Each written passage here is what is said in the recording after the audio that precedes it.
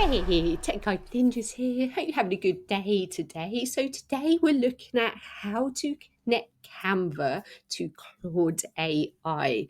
So you might be wondering, what can you do connecting Canva to Claude AI? So let's have a look.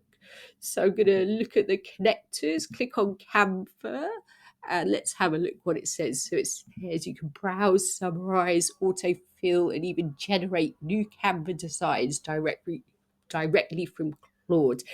Make Canva a native part of your AI workflow, an AI-powered design agent that helps you create polished visuals faster with less friction.